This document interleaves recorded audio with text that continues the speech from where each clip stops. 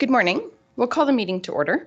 Council is conducting this meeting in person and via conference call in accordance with the Municipal Government Act, Section 199. Council chambers is open for public attendance. However, councillors and members of the public may still join meetings remotely using our current teleconference process. If you've submitted a comment request, the chair will call on you at the appropriate time. The chair may also ask for comments and concerns from the public relating to a particular topic, and at this time, phone lines will be unmuted. If you would like to speak, please state your name. Individuals will be allotted 5 minutes to speak, or 10 minutes for a group as per our procedure bylaw. If the meeting is recessed, callers will be put on hold until the meeting reconvenes, with the exception at noon, where callers will be asked to call back in. This helps with call quality. Please note this meeting is being recorded and may be uploaded to our website and/or social media. To eliminate background noise, please mute your phone during the meeting. We also ask all attendees to mute their devices to reduce disruptions to the meeting. Everyone has a right to be present at council meetings and council committee meetings. Any attendees that are considered disruptive to the progression of this meeting may be removed at the discretion of the chair as per the MGA Section 198. We thank you for your cooperation and understanding. We have an agenda before us. Does anybody have any additions or changes? I'd like to add to 3.4.1 to ratify a conference at after my report. Perfect. Deputy Reeve Clausen. I'd like to add an EPR meeting later this week. Just check if I can go. Let's add that under 2.4. Is that okay? Sure. And then I have one addition. I emailed a link to the Economic Developers Alberta conference. I just emailed it this morning. And just for council to discuss, I would like to attend. And then if there's other councillors, if council would consider that, we can add that under 2.5. Any other additions or changes? If not, a motion to approve the agenda as amended. Also move.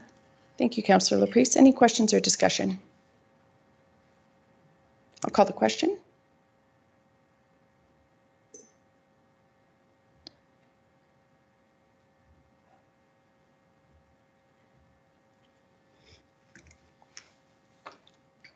Motion is carried. We had the minutes from our November 21st, 2023 council meeting. Any errors or omissions? I had just a couple of just typographical things. I meant to email them yesterday and I totally forgot, but they don't change the substance of the meeting. I'll move the minutes. Thank you, Councillor Eichert. Any questions or discussion? I'll pull them up. They're highlighted in here, so I should find them quickly. One was spelling.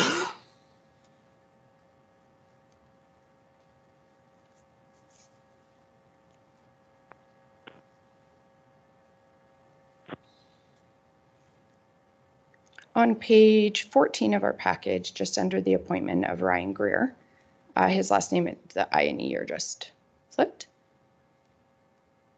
That's it on that one. And then on, I'll just say them all at the same time. On page 16 of the PDF, under comments for the public hearing, there's just a sentence that's missing the end. So that one, it just says on behalf of the application Warren Bays presented to council. The presentation highlighted that the application presented to council covers pretty much, and that's it. So we just need to add something to that. I believe those were it. Just very minor. The public hearing is not typographical, so I was just going to reference the sentence, but it's still just summarizing the comments. So nothing significant. Any other questions or discussion?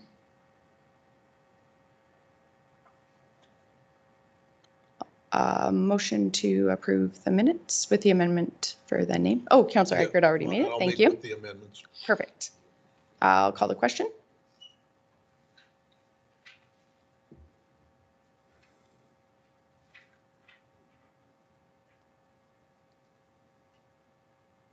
Motion is carried.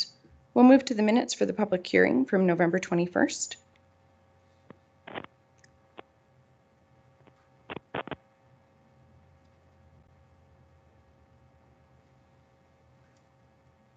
Do you think, would it be best just to bring those back? Like once we have just that part finished? Does that won't impact operationally at all? Okay, perfect. Would council, does anybody object to just tabling that until the next meeting for those to be brought back just with that minor amendment? Okay, perfect. So we'll table that until our next council meeting. Let's move to 2.1, Master Schedule of Fees bylaw.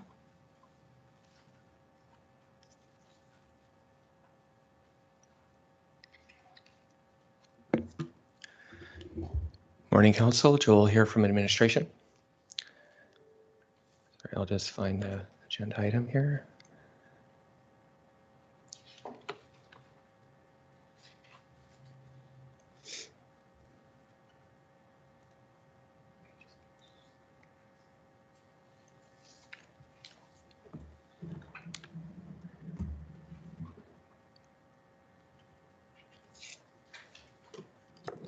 Okay, so this is for the Master Schedule of Fees Amendment for December 5th, 2023.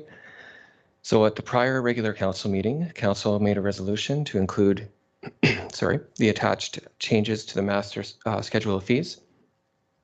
I'll just quickly scroll to that list of changes here. These amendments were removed from the prior meeting where the bylaw changes were focused mainly around the utility rate changes. The reason for that was just to make sure that we were focusing on getting those done in a timely manner and expediting the communications of those. So the planning development section of the Master Schedule of Fees is now being put forth for subsequent adjustment. Staff are available for any questions. Any questions? So I just think when we were talking about it last time, just some notes here that we were going to identify that 3,500, it would be half that for Clooney, or would that be included in there? It was because it's something that the public would see when we get the application, because there's different infrastructure in each community. Staff was aware that this one in Clooney would only be half because they only have wastewater. So we have the table that we use for giving fees. So, But the public facing one would just have the rates as. and we would I clarify understand. Okay. that they only had wastewater. That's correct. Okay. Thank you. Thanks. Would we be able to just reference that table in the schedule of fees? Through the Reeve to council, we can prepare a separate development schedule that's a little bit more succinct for deposits, the same we do for safety codes, to give to all people that are applying for development permits. We can do that to separate it out so that they will see how it actually applies to their particular development. That would be good. It would make it more transparent, I think, so that people aren't thinking that there's just fees coming out of some, out of anywhere. Yeah, and I did see it reference the resolution. I'm just wondering, because under the left-hand column, it says permit application refundable deposit new dwelling Lakes of Muirfield. I'm wondering if we just need to leave that as permit application refundable deposit. Through the Reeve to council, they won't see the final text of what we're adding. So because it's a textual thing, what we'll do when we publish this as a final thing, we'll make it very clear, as well as a separate schedule, that duplexes, because what we did on the actual spreadsheet, we put single family, 25,000, duplexes, 35,000, and then we can list the other communities so that there's no confusion as to which communities will have the security deposit, and that, for example, Cheadle wouldn't have all of the infrastructure, Clooney just the wastewater and the street. So we can list it a little bit in the drop-down box, like you see under the note. We put it within the section where you see application subdivisions. We'll do it in that column with a little box, the same way when you start to see the itemized area for what we're charging for square foot, what we're charging for a deck. We'll do a little drop down like that to make it clear. But we've been preparing builder packages as well, so we'll include that. So when they get their DP, we make it clear what kind of fees are applicable at that stage. Any other questions? I'll move that council approve first reading of master schedule of fees bylaw 2023-28. Thank you, Deputy Reeve Clausen. Any questions or discussion? I'll call the question.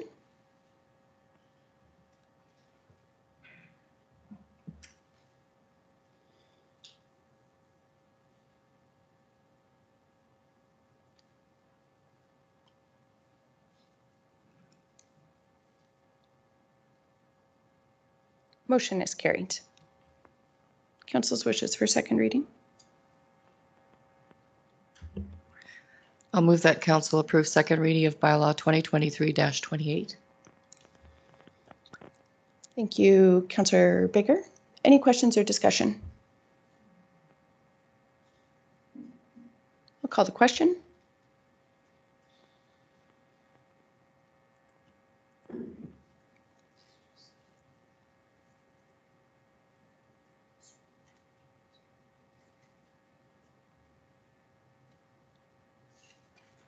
Motion is carried.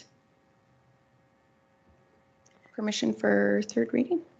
I'll move that council grant permission to hold third and final reading of bylaw 2023-28. Thank you, Councillor Laprise. Any questions or discussion? Call the question.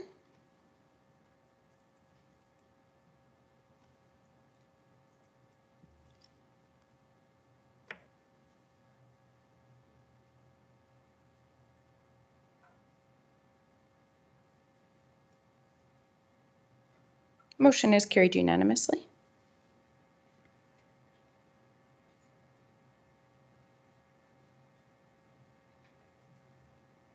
I'll move that council approve third and final reading on bylaw 2023-28. Thank you, Councillor Kester. Any questions or discussion? I'll call the question.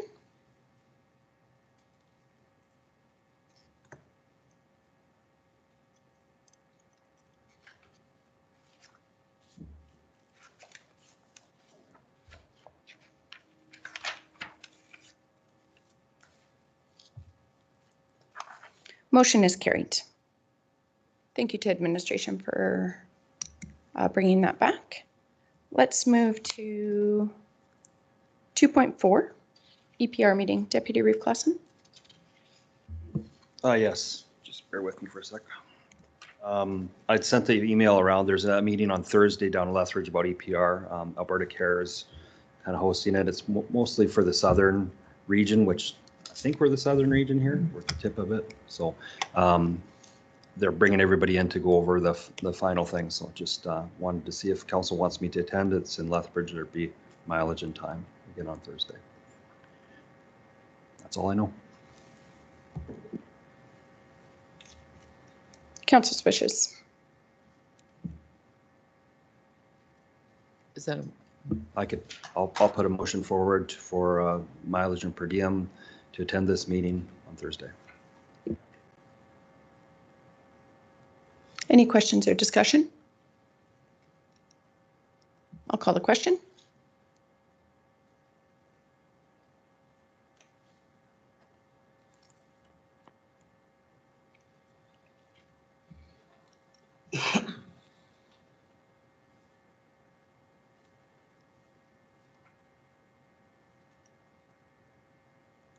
Motion is carried.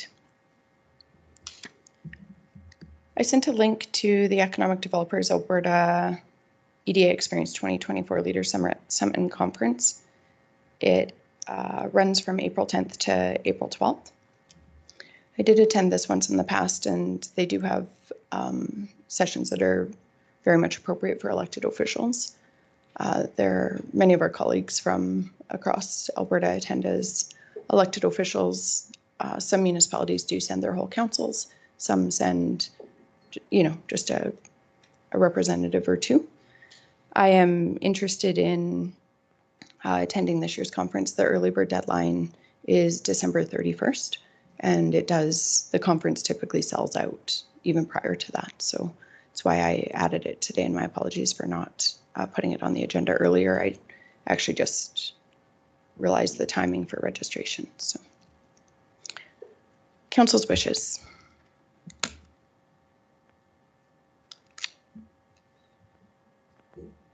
I attended that a few years ago, and it's very, very, very good. And so I'll move that the REEF go to the EDA. Do we need, for some reason, you and I were both there. Were you there through council or? I through- may have I may have been there for RMA that year. Or community futures? Wouldn't have been Community Oh, okay. Futures, but RMA Oh. at times does send somebody. I don't know if we are this year. If I attend on RMA's behalf, obviously there would be like zero cost to the county. I'm just wondering if I should put in for 2 counselors to go or a counselor and a staff? For 2 people to I go? think administration would be done separately within their already approved budget. I think we often do have administration that attends, but we would need to approve if I think it would be great if another counselor attended. Yeah. It gives the Being option, on I the guess. chamber, I think it could be very fitting if you're able to attend. I don't know if I'm able to attend, but we'll just leave it for 2. Okay. So if I could make the motion that two counselors attend the EDA conference? Any questions or discussion?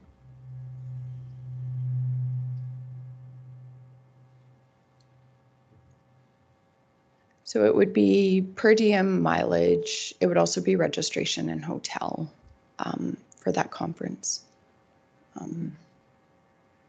Just if we could amend the motion just so that we're clear. And if Donna wasn't available to go, I might be interested as well. I'd have to look at the. That would be great.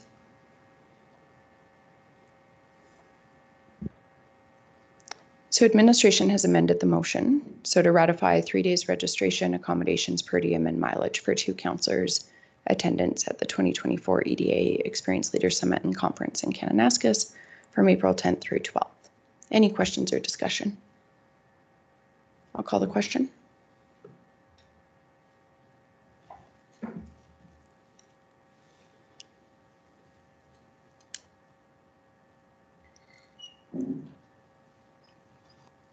Motion is carried.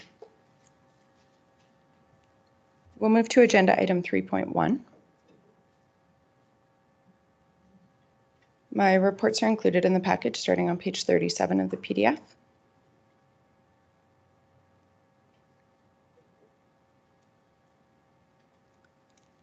Just highlight briefly the RRF program that Community Futures has been administering for the federal government. Those were the COVID relief funds for small business. That's been a very dynamic program in terms of deadlines for repayment, and it's going to be certainly a challenge for businesses within Alberta.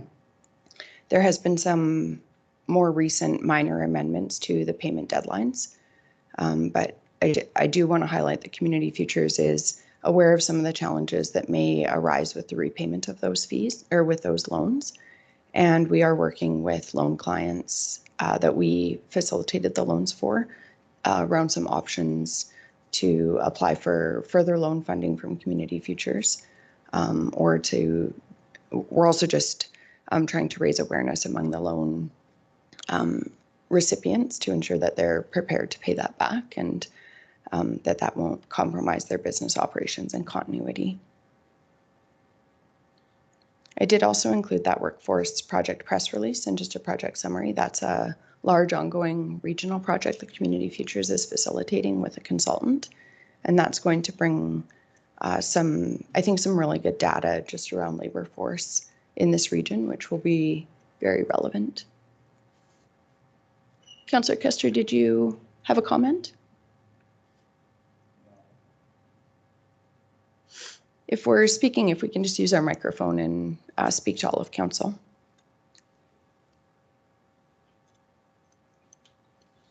I did see other councillors commented as well. The tour of the Wilder Institute Archibald Biodiversity Center, that was very interesting.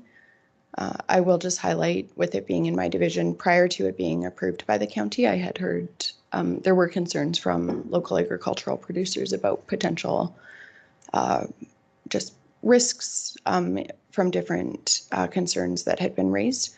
Since the center has opened, I haven't received any complaints or concerns. So, and I think we saw the commitment and focus on, you know, safety, both for the animals that the biodiversity center houses there, but also for adjacent landowners, livestock and whatnot. So grateful for their commitment to that, to the security.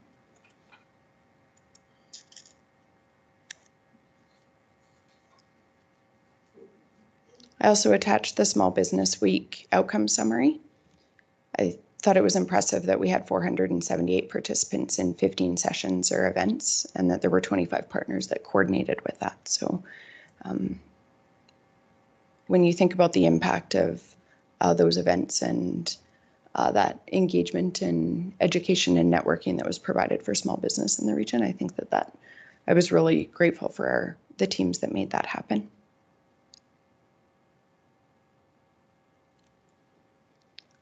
I will highlight that both of the resolutions that we brought forward at the RMA Fall Convention both passed with greater than 90% support. So grateful for council's work on those, and also for the support of our colleagues across Alberta.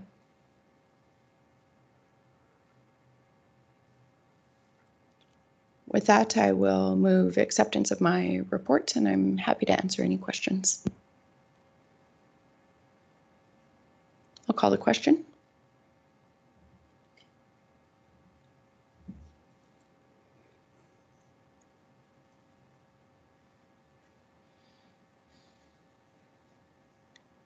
Motion is carried. We'll move to agenda item 3.2, Deputy Reeves' report.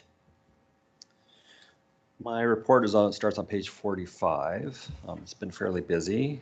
What's 2 months of information here. Trying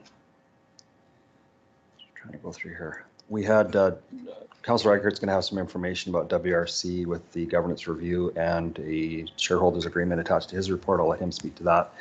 WRC, we did though have a meeting with Redland residents and had initial contact and gave and we had staff there as well. Expectations, costs and whatnot. There's a lot of moving parts to it. There's a lot more with the way it's going. The homeowners are going to have a responsibility for a lot more pipeline, I think, than they expected.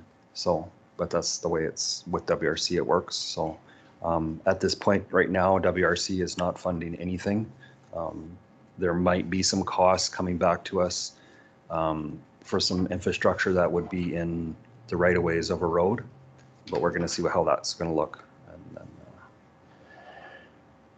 then just the new boards that I was on, organizational meetings and whatnot. Got a tour of the Drumheller landfill. Never been there before. That was interesting. Very good organization. Very well set up. And yeah, if there's any questions, please ask. If not, I'll make a motion to accept my report as presented. Thank you, Deputy Reeve Clausen. Any questions for Deputy Reeve? I'll call the question.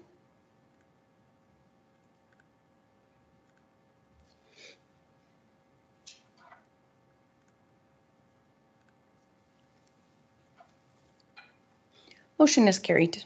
We'll move to agenda item 3.3. All right, my report is starting on page 47. I'll just highlight meeting on October 19th at Wheatland Housing.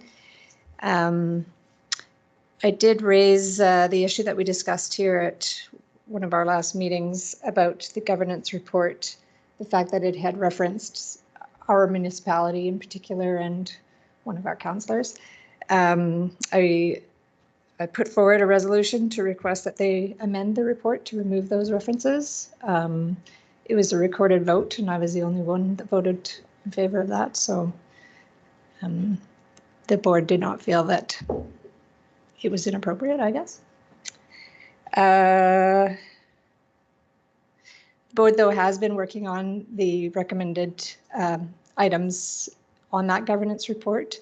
Many of them are quick hits where you can just start doing something that you weren't doing before or whatever, so that there is some action there. We've created some policies around our meeting procedures, so that actually was fashioned off after our Wheatland County meeting procedure. And so that was passed and well received at the board. So yeah, there are a lot of quick hits that we're already working on, and then some longer term ones that will take a little longer to create a foundation for fundraising. There's various suggestions like that will take some time. So the lodge is going to require a new roof in the next year, so that will be an expense that they'll have to look at their, they have like an asset management plan for capital replacements. The roof was scheduled for something like 4 years down the road. They'll have to move that up and maybe move some other things around to get that done, but that is in the works. And then the board agreed to spend another $325,000 to get to the Class B budget to submit to CMHC. And that would be, we would only do that if we have approval on the Alberta Housing Partnership Plan funds. So we expect that decision in the new year. But in the meantime, the board felt that we should continue on the path that we'd already started, and if for some reason we don't get funding, then it will have to wait until the next announcement, which they think would be summer of 2024. And then at that time, it would need to be refined again with new costs. But we would be further down the path of readiness. So that's where that is sitting. My apologies, under the WFCSS on October 25th, I'd written that Senior Power Conference was held from XX. Obviously, I was going to go back and fill that in. It was October 13th, and it was a very successful event. So kudos to Krista Good at WFCSS and all the other organizers. I wanted to point out our home support program is oversubscribed at this point. This is a program where WFCSS has staff members who go into people's homes, seniors or otherwise, just people who need a little extra support. And they go in once every 2 weeks to help with some house cleaning, or they could go buy some groceries for them, or those kinds of things. And so these are the kinds of supports that do help keep people in their homes and are very important. So in our upcoming budget discussions for this group, we'll certainly look to try to fund that, provide more funding so that more people can access it. Also with the Housing Personnel Committee, we finalized the CAO evaluation and compensation for going back to the 2023-24 and 24-25 years. So that should be coming, well, it was approved at the last board meeting, but those minutes haven't been approved yet. In November, RMA, of course, always great to hear the ministerial forums. That's always my highlight for going there.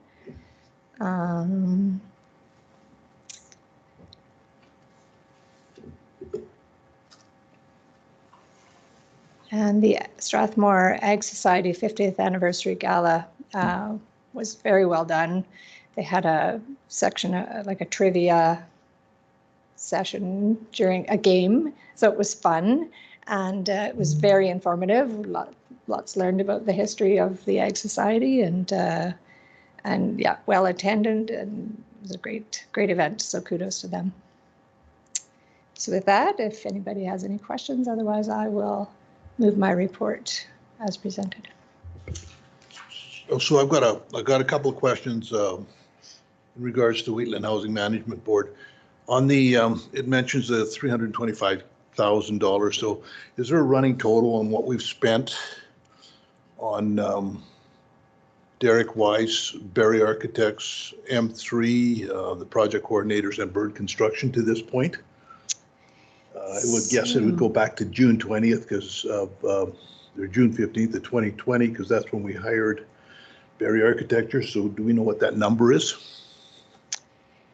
I will look to my colleagues, but I think it's coming up to $2 million. Am I off? It was 1.5 before this, I think. So I think we're getting close to 2 million, but am I wrong? No? No, not even close. No? Oh, pardon me. I guess I would have to go back and look. So can you bring, because those have got to be public numbers, so can those numbers be brought forward on the next, can you be, on your next meeting, can you ask that question? Sure. The other thing is the Wheatland Housing Management Governance Review, page 13, under risks, bullet point 4, impact if all of the rooms don't fill in the new build. Question, the reason I asked this question is I caught an article in the Airdrie Echo. Airdrie's first lodge has just opened at the Abreu Place, their first lodge, and it's a 92 unit build. And my question is, like, they, in September of 2022, according to the Airdrie Echo, there was before they were open, there was 250 plus people on the waiting list. This other, and I read this article a couple days ago, and the lodge has been open now for three months, and they're at 80% capacity.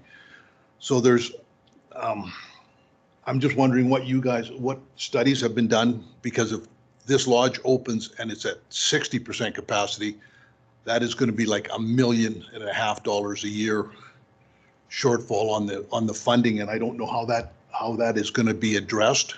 So if impact of, excuse me, I got this written down here. Impact if all the rooms don't fill in new build. What studies have been done on that? What studies are going to be done on that? I mean, you can't guarantee anything, but there's got to be something out there that gives you a high rate of that we're going to bring in. We're going to be able to fill 120 rooms in an area that is 1/4 the size of the catchment area of Airdrie. So, so I would like. I don't know how you address it, but that should be a question I'd ask. I'd like to have the management board answers what they're doing for bullet point 4 under the risks. And that's it. So perhaps our representatives on the housing board can take those questions back and see if some information can be brought back to council. You bet. There is I noticed that article as well, and ASHA has an Alberta Seniors Housing Directory that shows the vacancies for seniors housing in Alberta. And I was actually surprised when I went on their website. It's not super current. Some of the locations haven't been updated since November 16th. Or like there's various dates. I shouldn't say the 16th, some are November 20th, some are different dates. It does confirm the information that was shared in that news article. It's showing 21 vacant rooms as of November 17th at Abreu, but Cochrane currently has 8 vacant units in their lodge. At Big Hill Lodge, Vegreville has a vacancy. Consort shows 11 rooms available. Oyen has 16 rooms available. Sylvan Lake has 3, Hannah has 20. I was just surprised at, like, we're hearing a lot about the challenges around affordable housing and specifically for seniors. Now, these would fluctuate and be dynamic, and I know our own lodge is very dynamic in terms of people moving in and sometimes not always living there for. There was an update at one point about the average length of stay, but it's not super, super long. So I know there's move-ins and, you know, it's a very dynamic situation, but I was surprised at the number of vacancies. And I didn't do a deep dive into that, but I mostly wanted to confirm if Abrio, if that was a dated number. They had referenced it would take some time to transition and move people in, but you would think after 3 months that, you know, move-ins are done fairly efficiently at our lodge from experience with families. So I was surprised by that. Does anyone else have any questions? Councillor Laverson. I'll just point to page 5 of the report. The Wheatland Housing Management Body is an autonomous body governed by the Alberta Housing Act and must be respected, ... It doesn't matter whether it is Wheatland County or any other municipality, they need to understand that they do not have oversight role of the Wheatland Housing Management Board. So I understand your questions, but it's truly a board question. Well, since we're talking, all of this money is ratepayers' money. I'm just wanting to make sure that there's transparency, because I'm asked these questions, and if I don't address these questions, then I'm not doing my job. Whether or not it dies here at council, that's that, but I have to bring that out to the public because that is my job as a representative of my ratepayers.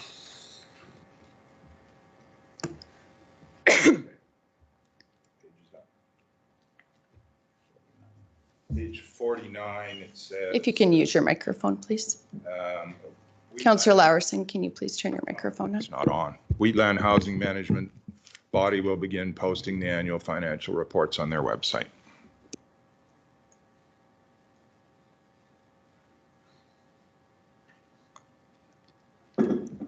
Any other questions or discussion regarding Councillor Laprise's report?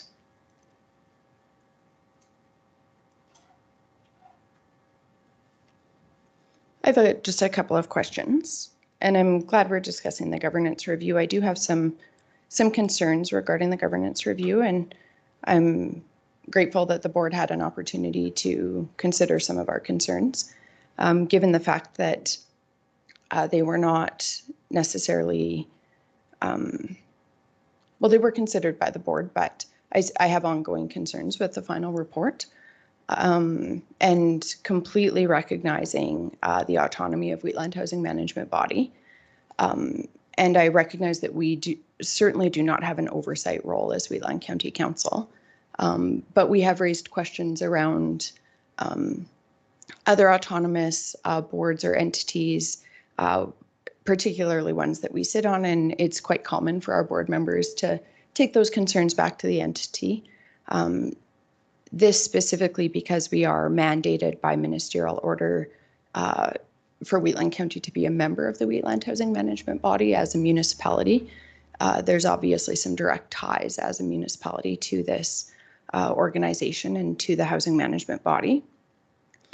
What I'm wondering is if council might support a letter to the minister. We could give, say, the next week for councillors to send concerns to administration, that administration could integrate into a letter on behalf of council if there are concerns brought forward. That letter could be brought forward for council review and approval at our meeting in 2 weeks. And then if there was council support, we could send that to the ministry. I believe the governance review is publicly available. I believe it was shared with the ministry. And I am grateful for the work that the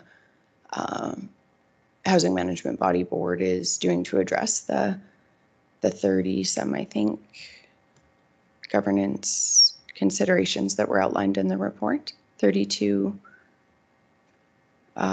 in the summary of recommendations, there's 32 recommendations. So I'm grateful that the board is committed to addressing those. But I think Beyond that, I just have some concerns around the content of the report, and because it is public facing, and recognizing we don't have oversight, but the ministry does have oversight. And because we have, as a first step, taken that to the board, which I think was appropriate, I think we're left with, unless somebody has another alternative idea, I think the remaining mechanism that we're left with concerns is to take it to the ministry that has oversight over the body.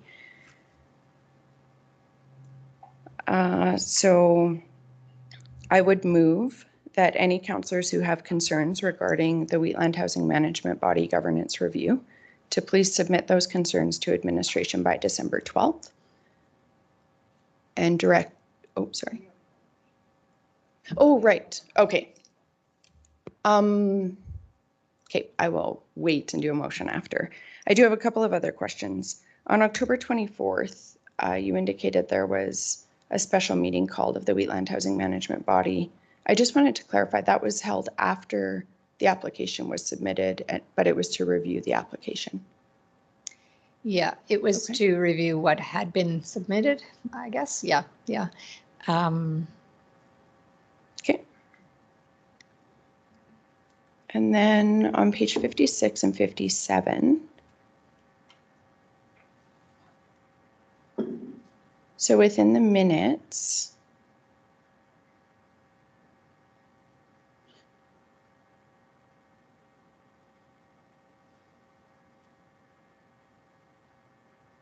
in the minutes at the bottom of page 55, it says at the moment WHMB could be requiring $2 million to continue moving forward.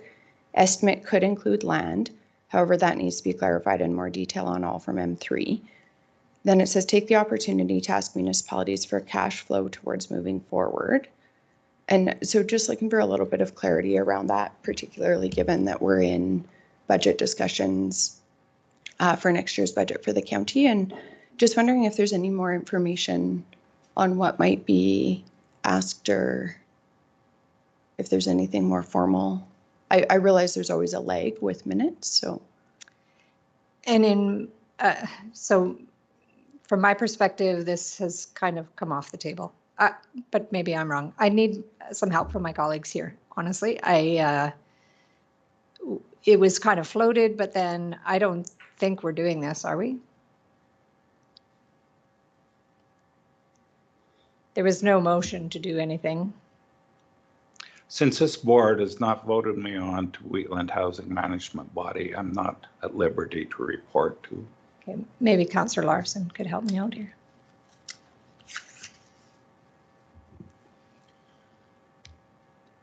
From what I remember, I think you're probably right, but I wouldn't bet on that. I would say we should, if there's a question about that, we can ask for clarification, but otherwise I don't remember. I think I zoomed into that meeting if I remember right.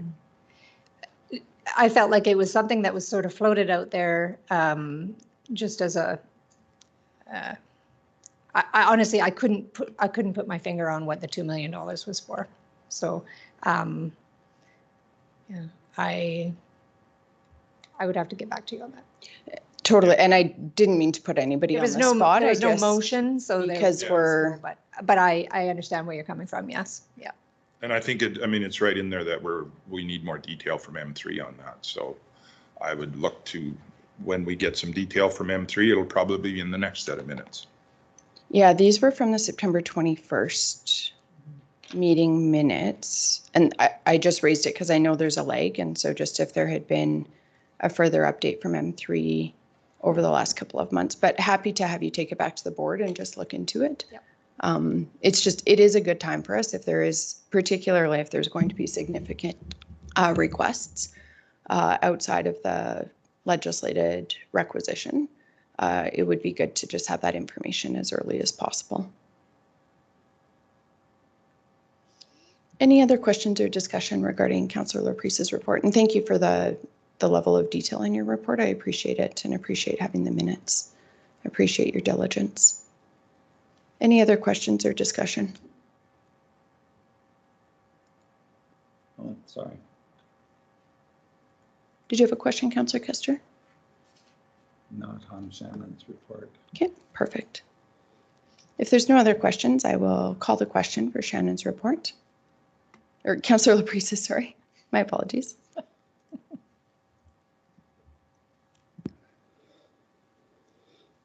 Motion is carried. I'll put a motion just arising from the report. I'll move that councillors with concerns regarding the Wheatland Housing Management Body Governance Review submit concerns to administration by December 12th. And direct administration to draft a letter based on submitted concerns for review at our December 19th council meeting.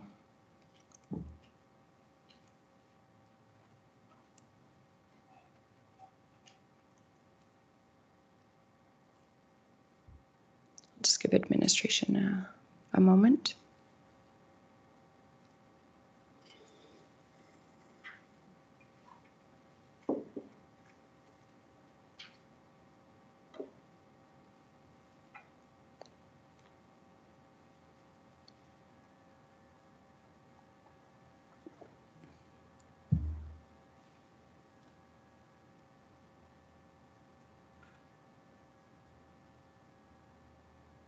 So administration has put the motion on our screens. Does anybody have any questions regarding the motion? Councillor Kester. I can't put my finger on it right now, but we received a letter as a council from the minister. And in that letter, it said if there's any more further communications or concerns, to direct all concerns through the portfolio manager, Shakid. And I believe your letter wants to go to the minister. I think we should follow the minister's wishes. I don't want to be party to writing the minister when he asked, it goes someplace else. On his letter, I had If you can find the letter, if you can submit it. Okay, if you can point us to where the correspondence is, you could submit that to administration. We don't need to decide who the letter goes to until the December 19th council meeting. If we've had that direction, council can consider that. Council can always correspond with a ministry as well, depending on the gravity of the matter and who is most appropriate. But if you can bring that to our attention, that would be great. We do have some time before we determine that, and it will be council's collective decision as to if a letter should go and to whom it should be addressed to, if there are concerns that merit. It was a letter in response to Wheatland County's letter to Minister Nixon. Minister responded, and it was in that letter. I'm sorry, I'm sure staff can find it. Okay. Any other questions or discussion regarding the motion? Councillor Laursen. I'll just point to page 63 of the council package. In addition, it does not help when Wheatland County representatives publicly criticize the Wheatland Housing Management Board July 4th County Council meeting and correspond with the ministry responsible regarding their dissatisfaction with the operations of Wheatland Housing Management Board. This action was inappropriate, and even more so when you consider Wheatland County has 3 representatives at the board table. So I will oppose this, and I ask for a recorded vote. Certainly. Thank you. Any other questions or discussion? I guess I support the idea of just getting whatever concerns are out there. So it's up to our council to voice our concerns, and yeah, that's okay. Because Wheatland Housing Management Body is made up of appointed representatives from each of the municipalities, with the addition of some service group representatives and I believe a member at large. very grateful for all the people that serve on the board and for the civil society organizations that contribute to our community and also serve on that board. There's not necessarily the same mechanism that we have in terms of accountability to our ratepayers. We are directly elected by Wheatland County residents, and recognizing that the board is autonomous and in no way trying to overstep or have any sort of oversight or that type of thing. But clearly our municipality specifically is also referenced in this report. So I certainly think it's appropriate that if there are concerns that as representatives of Wheatland County as an entity itself, that to me, it's only logical that there would be a mechanism and appropriately so for us to address those concerns. So you can be respectful of jurisdiction and still address concerns that are, interjurisdictional or between two bodies. Any other questions or discussion? I do appreciate the diverse perspectives. Call the question.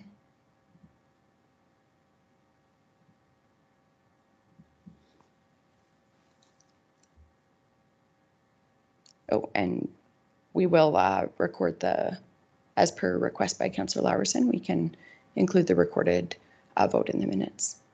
Motion is carried with Councillor Laursen and Councillor Kester opposed.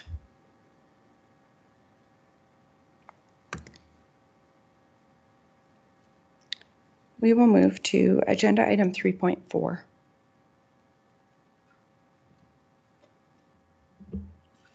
Yes, my reports were handed out. I didn't quite get them in time. Apologies there. Yeah, it's everything is written as you can see. I did go to the FCSS AA conference in Edmonton. It was the best conference that I have gone to. The most ministers that I'd ever seen. Our premier showed up and spoke. It was well attended. There were some great ideas that have come out of there. We haven't had a WFCSS meeting yet, so I'll be bringing forward to them first stuff that that perhaps we can put into our programs, different procedures, and there was lots of discussion around transportation. There is hopefully some help that's going to happen there that we found out through the conference. Yeah, so I will move my report as presented. Thank you, Councillor Bigger. I do recall attending that same conference and both the sessions and the networking opportunities. And like you said, to bring actual practical program ideas back, it is a phenomenal conference, and certainly appreciate you attending on behalf of WFCSS and bringing that back. I think, and I can bring some more information after we've discussed it with our board.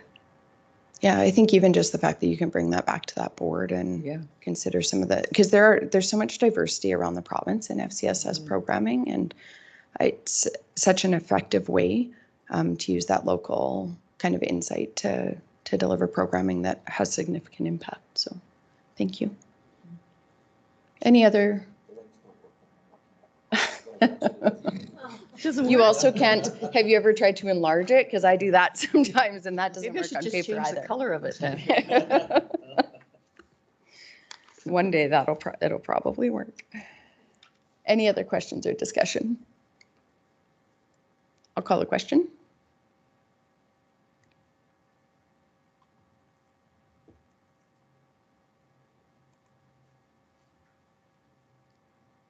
Motion is carried. We'll move to agenda item 3.5. Oh, sorry, ratify attendance. My apologies. My apologies, Sue, for not bringing this before I went to the conference, but I'd like to ratify my attendance and mileage for the conference in Edmonton, the FCSS AA conference. Any questions or discussion on the motion?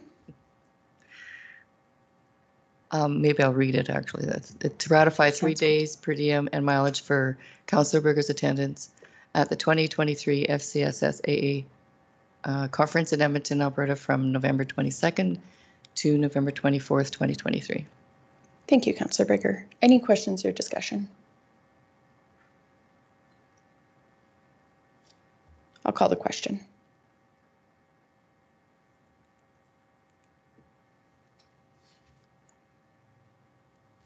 Motion is carried. Now we can move to agenda item 3.5. So my report is on the server in front of you. A couple things I want to highlight with the ASB convention in Oyen. Learned a few things. It was got to sit through another representation from the solar company from back-to-back days. That was quite the treat. So I'm quite versed on how wonderful solar is in their opinion. Going to WRC in Standard on the 15th. Now I've attached the. There's a couple of things that I think we have to address as council. There's a shareholders meeting that needs to be done. I don't believe there's been one since the inception of WRC. So I've attached the shareholders bylaw. There was a governance review. We are in the we're just in the process. WRC is just undertaking the various steps. So it's going to take a while to implement the different steps, but we're going forward on that. We're accomplishing some, I think we're accomplishing some good stuff there. And there was an ICM with Rocky View. I attached the agenda. It was just a meeting just to see what the main part of the meeting was, what are our servicing options for the Wheatland West service area, whether or not we can use Rocky Views, if we can do something together. And I think going forward, there's probably going to be some, we're looking at maybe trying to piggyback off of Langdon, because they're going to have they have to grow their system anyhow. So this is a really good meeting. And we also did our intermunicipal collaboration review, and that took us 7 minutes, and would have taken us 4, but we got chatting. So it's just interesting that when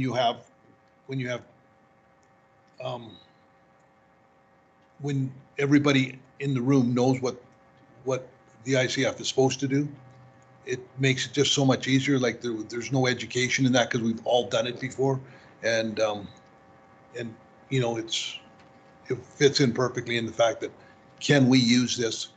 Can we use cooperation and collaboration to maybe do some joint projects in that in the east part of their county and the west part of our county. So other than that, I think that's everything else has been covered. So I will move my report. If there's any questions, I'll be glad to answer them. Thank you, Councillor Eckert. Any questions? No question, just comment. So definitely the shareholders agreement there, as far as I know, there's never been a meeting since the inception of that document. And something that should be required to do yearly. And shareholders is different. You're not as a councillor, you're as a shareholder in a corporation. It's a totally different mindset. So really look at that document, because that is how we govern that organization to a certain degree. And it's our go forward for that board. It's kind of different than anything else we do. And then following up with Councillor Eichert's comments about working with Rocky View, it's more of a why reinvent the wheel, see what they were going to do in that area, see what we're going to do. And some of that can qualify up to 90% funding if you work with 2 municipalities, so it's very beneficial.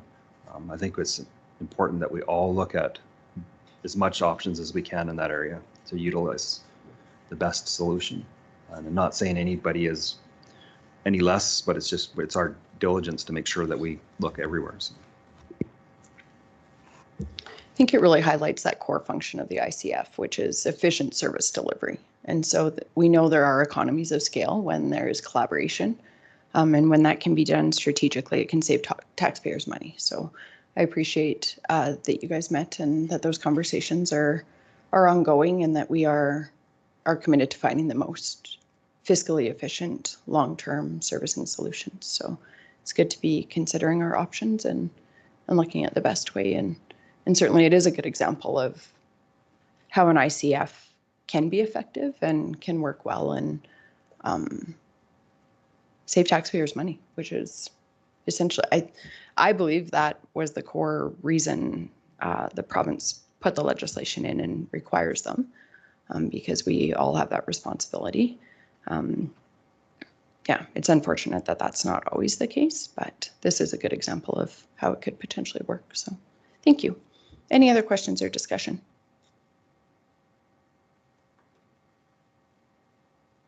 You move to accept your reports? Yes, I did. Perfect. I'll call the question.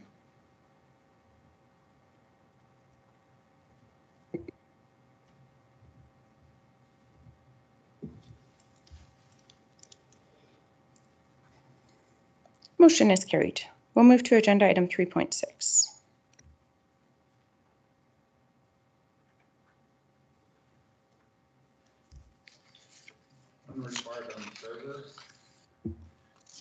I don't know what happened to the second one. It ended up on a piece of paper anyway.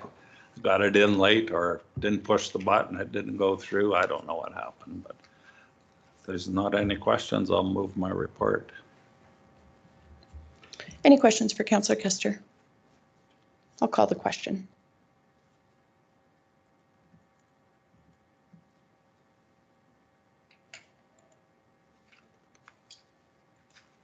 Motion is carried. We'll move to agenda item 3.7. So my reports did not get in on time, so they're in the handout. If there's any questions, I'll take them. Otherwise, I'll move my report. Thank you, Councillor Laursen. Any questions?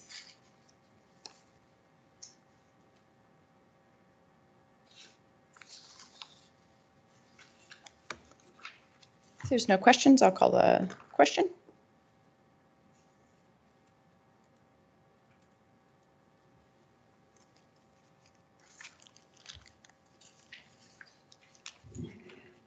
Motion is carried. Does council need a brief recess or are you good to keep going? Yes, please. Let's reconvene at 10:10. Good morning. We'll call the meeting back to order and we'll move to agenda item 4.11. Good morning, Council. Brad Bullock presenting the Chief Administrative Officer monthly report for October and November on behalf of CAO Henderson. So the report is before Council, starting on page 125 of the agenda. And there's two resolutions, one for accepting the Chief Administration Officer report.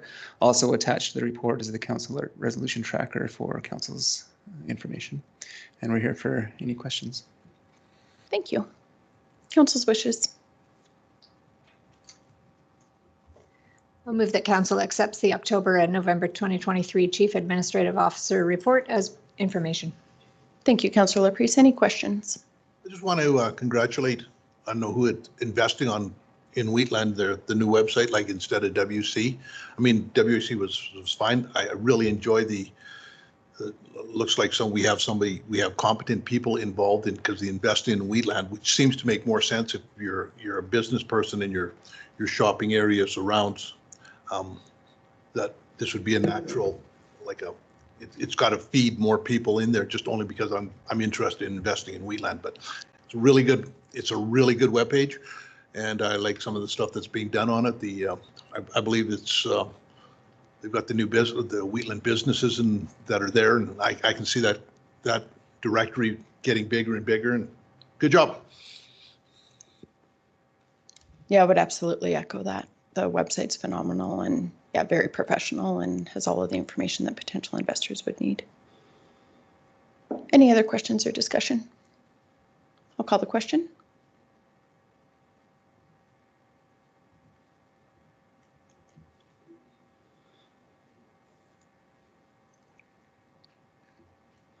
Motion is carried. No motion regarding the resolution tracker. I'll move that council accept the December 5th, 2023 council resolution tracker as information. Thank you, Deputy Reeve Clausen. Any questions or discussion? Call the question.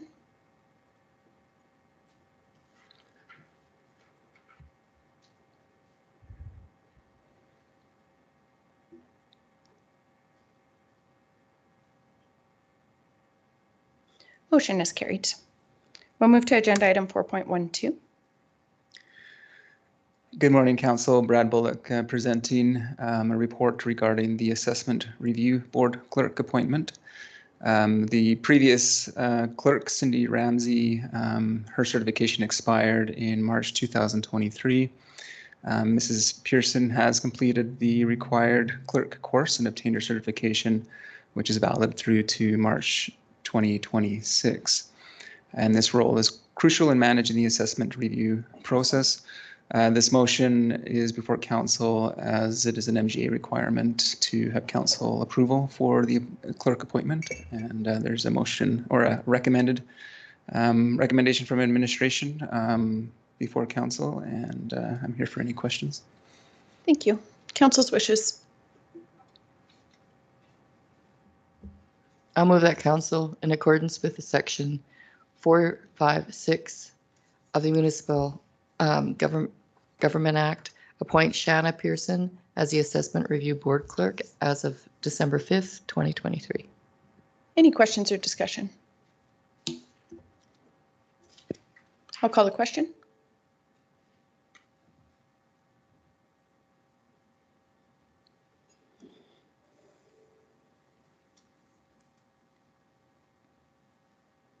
Motion is carried.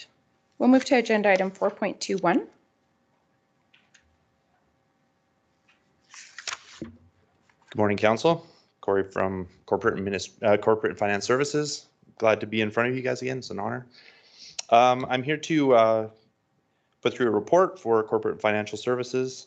And just a couple things to highlight is we had an initial assessment that has been completed, and that includes some about 300 inspections for DIP as well.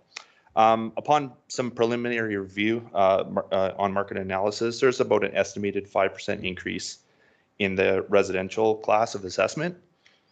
And that was based on the change from July 1st, 2022 to July 1st, 2023. So this will be used for assessment for 2024 tax year. And we also, in the finance department, assisted in submitting 4 capital project requests for the Strategic Transportation Infrastructure Program. That's a grant funding to the province. And we also stood up a new secondary bank account, which is now active, and that's providing a funding for EFT as an expanded payment option. So it's much more secure way of doing that, and so we're pretty happy about that. And in the information services, we just completed a telecom project where we moved from an old digital phone system to a new VoIP system, and the organization's running off that. It's very flexible for us, and we're very excited. We've had a lot of good feedback from staff already on that one. And we're knee deep in an RFP for a digital transformation project. So that has since closed, and we're just doing reviews of the proposals. And that's for pretty much everything, just moving all of our stuff over to digital, getting us into automated workflow processes. Again, very big project, excited about that. So that concludes my report, and I'm here for any questions you might have. Excellent, thank you. Any questions? Motion to accept the report as information. I'll move the council accepts the Corporate and Financial Services November 2023 report to council as information. Thank you, Councillor Larson. Any questions or discussion? I'll call the question.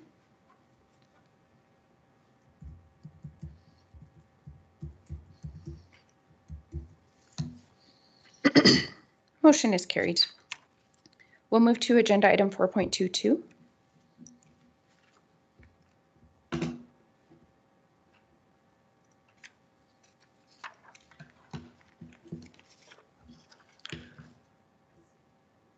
Good morning. Good morning again. Sorry, I just lost the agenda package up here.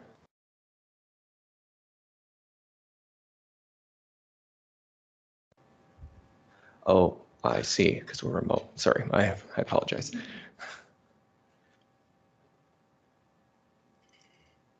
Joel from administration here to bring forward this next item, the request for cancellation of tax penalty for roll 9456078.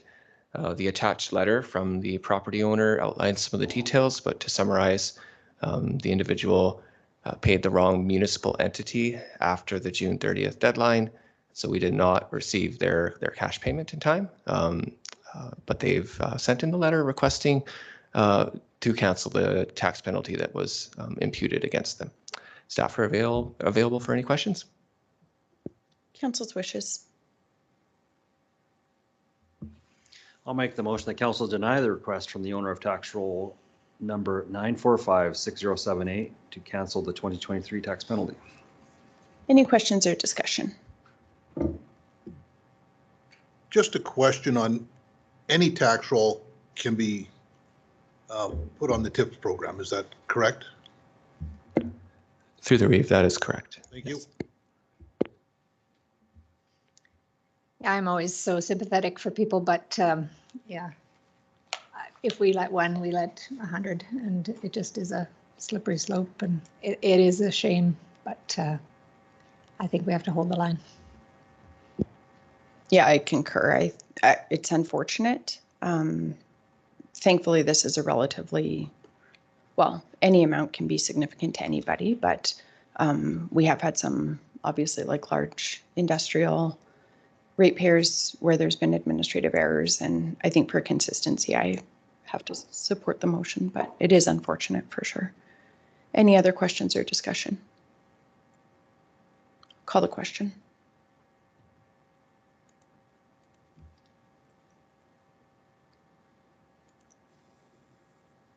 Motion is carried. We'll move to agenda item 4.23. Joel again from administration. So this agenda item is for reserve bid for December 7th, 2023 property tax auction. So for this property tax auction, it's to be held this week on December 7th. This is in accordance with the MGA section 418. Property noted has been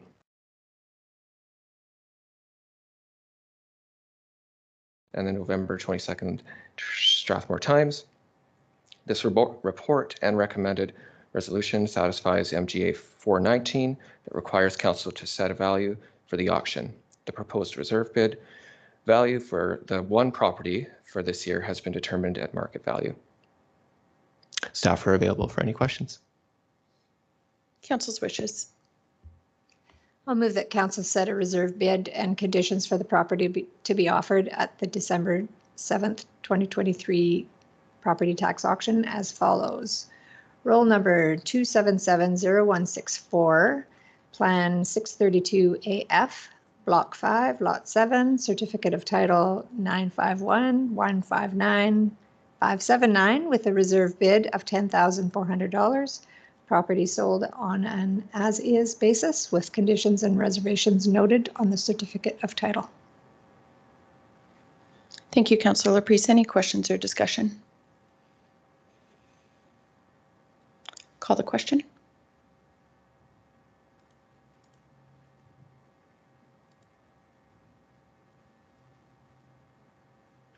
Motion is carried. We'll move to agenda item 4.31.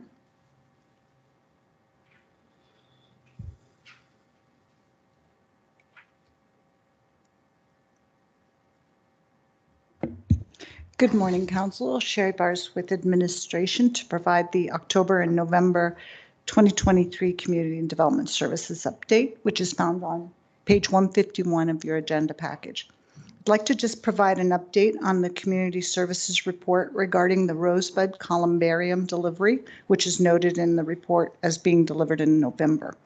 Unfortunately, we were notified late last week that there is a further delay in receiving the columbarium unit from the supplier due to shipping of granite that's required for the construction of the unit.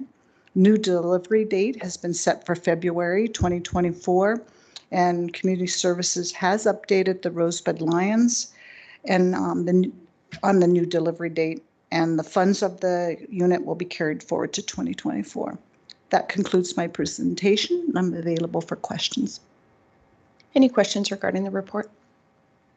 Council's wishes. Councillor Kester. The council accepts the October-November 2023 Community and Development Services Report as information. I just had a question. Thank you, Councillor Kester. Councillor Bigger. I had a question. I happened to be at a Speargrass Association meeting last night, and with CURB, there's they agree to put a thank you letters out in the papers, and I'm wondering if because the papers aren't read as much as they're wondering if they could be putting it into the Wheatland Connection. They're willing to pay for that, but if that is possible, I don't know if that's this department that I would talk to, or if it's just through Dave. I said I would ask the question. Through the Reeve to Council, we'll have to check if the connector, because we've had other requests and it's not a publication that's used for advertisements or that kind of notices. We can find another area to make sure it's distributed as you'd like, whether it's through social media, but we can chat and come back with some options I for think you. it has to be a written letter in the paper. It's just Okay. that the connection usually doesn't, or the Wheatland connector, when it's in the paper, we seem to get it because it's funded probably through the county. And then it usually just gets covered more. Okay, we can Through confirm if everything. we can put it in the Yeah, Wheatland just Connector. confirm it. If not, we'll put it in the paper. So we have Thank a you. motion on the floor for the report. It might be good just to have a motion following that, just to direct administration to review the CURB thank you requirements and to bring some options back. Because ultimately, I think council could approve an amendment to the CURB, like application or program requirements. So that is a good point, actually. And it's nice, actually, that they were thinking of it from that perspective, that they want to optimize the number of people that see that. It's actually, that's very kind of them. Any other questions regarding the report? I'll call the question for the report and then we can move to Councillor Bigger's motion.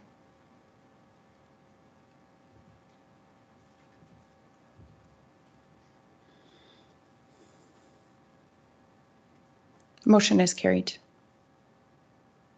So perhaps a motion to I'd like direct to, administration. I'd like to move that administration review the CURB requirements, that possible thank you letters could go into the Wheatland Connector. Would you consider a friendly amendment just to bring back options? Just because even We'll bring like back there might be options. some groups that might want to use social media or might want to use, whether it's the connector or just perhaps we can broaden the requirements. Other options? Yeah, thank you. Just give administration a moment.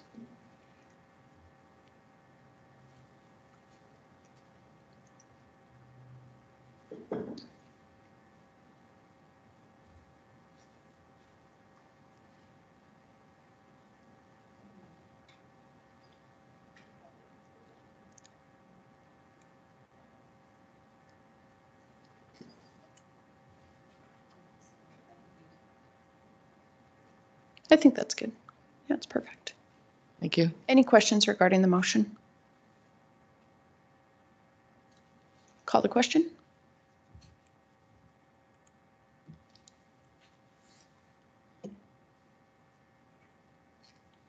Motion is carried. We'll move to agenda item 4.32.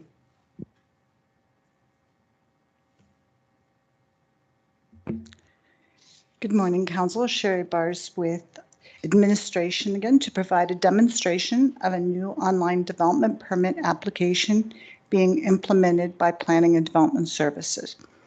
We have a brief overview of the project, which can be found on page 160 of the agenda package and wanted to let council know that we will be rolling out this online application in 2 phases. The first phase is the actual implementation of the online application form, and which applicants can complete and submit with any electronic device.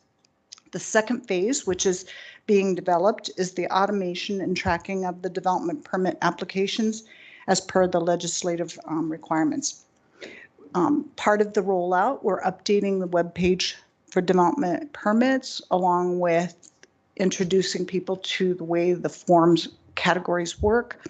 And we're also putting in hard copies of the exact type of form that will be found online. We have run across issues with the way the forms are currently labeled. People don't understand them, and we incorporated that into the new forms, as well as reviewing other application online forms that are available in other jurisdictions. So working with information services, they've been great, and working with our Inspires team, we've put together a form that we developed in-house. So we're quite excited, and we're hoping that when we start getting feedback for users, we can keep streamlining it. So as you can see on the screen, what we've done is we've got the flow chart for getting people to go through it. It's pretty simple. We've started using icons, and on the website, people will be able to see drop downs to understand where they're going with the choices. So for example, when you select agricultural, the information we need on an application is category use, and what we're asking for is an accessory structure. When they go there, we'll tell them what the accessory structure type would be, so they can understand where they need to go. Throughout this form, we're directing people to the land use bylaw to help them with regulations. So as we select that, on all of our forms, the applicant landowner information that we always need and they're not getting get completed on this page. Difference. The nice thing that worked out internally that was a connection of getting signatures. In development permits, we require the applicant's signature as well as the landowner. So when they complete this, and with email addresses, their method of communication, when this form gets submitted, which you'll see later, and we don't have to track this any longer, automatic emails will go to anyone that was listed as a landowner or an applicant, and then they have to send signatures back to us. So we're no longer tracking down and holding up applications for signatures. So as we go through the things we're asking for, the things that we need, we've put an asterisk on things that must be completed so that we get a complete form and we no longer have issues of incomplete applications. We're asking this. One of the things that's in here later, when we go, after they complete that, they go to location. We've allowed them to be able to enter in a civic address, and we've included the hamlet or subdivision, a rural address, according to their blue sign number, and the legal land description, whatever. If they have a roll number, which is really quick, and we always have to include that, we've given them the information of how to find that so they can do it. And this is later in the project, which is tied to our Esri, is a map that people can drop a pin as to exactly where it is. It also helps another application that we're working on for building services for the safety code officers to locate the property. So that will always stay for all the forms going forward. On development proposal, we're having people type in and tell us what they're doing, and it kind of replaces that letter of intent that we've been getting. So we can go in and keep searching for the information. The land use designation, we have a map. There's another phase where we can streamline this a little later, so it only pops up where you can have it. But right now, if I were to pick commercial highway, it's allowed to have some of those buildings, or if I picked a designation where that use is not permitted, I will get a message that it's not permitted in that district. And then the parcel size, we're asking for the building type, the size of the building, because all of this will automatically calculate our fees. So whatever it's going in here, we're asking, do they have building plans? Any approvals from our provincial agencies? And if I click on here, does my proposal meet the land use bylaw regulations? And I say no, it's going to then pop down to tell me what doesn't it meet. And I can also go to the land use bylaw to check what it is that I'm looking for. Site servicing, which isn't applicable to ag, we let them know. So it gets more complicated when we go in, and I can show you briefly. I don't want to go into too much depth in the other categories.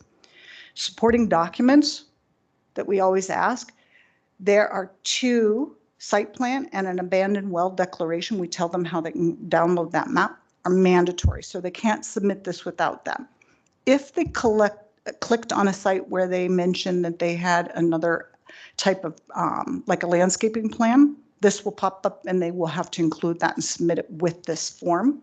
And we allow them to list anything additional that they may have had that we didn't list. And as you can see down here at the bottom, they can click to get an example of what a site plan looks like. Hopefully this works. It's at a test environment. It's taking, yeah, it's loading. No, it's not.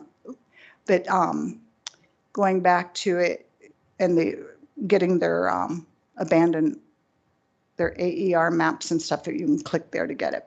So when I go to fee estimate, as you can see, it automatically calculates the 150 for an accessory building. I did say I did not meet the land use bylaw and variance, so it automatically clicked the variance fee.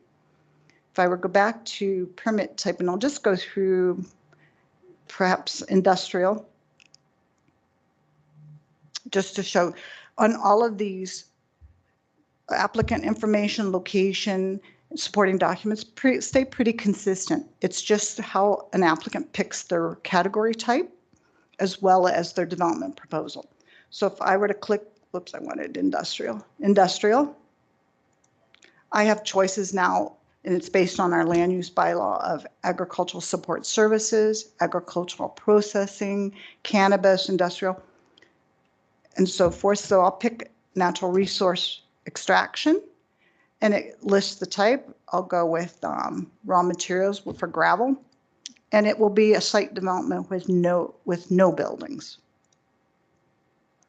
So then when I go to the development, this is where you're going to see where we start to get in what we need from them, the details of it, the size. We'll ask for approvals. We ask for how they're going to service it. Is there phasing? We ask for access, transportation, the days of trucks per week. Did they do their TIA? We start to get into site impacts. Do they have a mitigation plan? Hours of operation, is it seasonal, year-round? Part-time, full-time employees? So this goes all the way over. If I, for example, these questions on the business development, it will fall in, like if I were to have selected all of the industrial, I'll have these same basic questions. But if I were to go to commercial home-based business, it changes a little bit because that's where you start to get the part-time workers. And we have a little table that will automatically populate for them that they can see that this is what's required for a home-based business 2. This is what's required for a home-based business 3. So we're trying to put everything at their fingertips to get the information they need without having to always call and ask, where is it? We don't know. Can you send me those sections? So we've worked around ways to avoid whenever the land use bylaw gets updated that we're not constantly changing page numbers. So we're referring to section numbers and getting them to click. And so it's when we go back on all of these to fee estimate, for example, I didn't put in acreage. It would calculate for me. When they go to pick a payment method, we have applicants that do not want to pay with a credit card or online. So they'll do in person so they can select either payment method.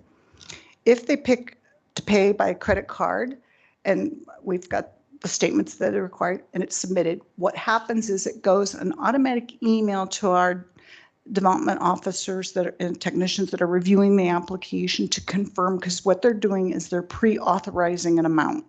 We can then go in to make sure they pick the right uses, the right things. Sometimes they might have picked the wrong thing. So we can then adjust the fee. This is what we ran into before, and then you had to reimburse everything. So now we can say to the applicant, this is the correct fee. We had to adjust it. Here's the reason why. we then push a button to request. Automatic email will go then to the applicant to make an online payment through a system that, and the receipts all get collected. So we're no longer tracking them down, making phone calls, collecting credit card numbers. If they decide they want to do it in person, they get an email telling them our office hours to come in and payment can be collected in person. So we've started, so some of the things that slow us down on this process was tracking down signatures and payment and getting full application to deem it complete. So we end up getting half the information. We have to go back and say how many trucks. So we're trying to put it in the form so that we get all the information we need. And so I don't know if you want to see other parts. I was afraid if I go too much, it's overwhelming. So what we're getting this prepared for, we were hoping to roll it out for Christmas. We'll go with our experts. Sometimes it might be difficult with no one available to answer because we're giving them who they can call to help them with online applications. So we will probably roll it out for a beta testing because we've done a lot of testing in-house. So we'll have actual people that use this form and introduce them on the website that they can now go to this online form.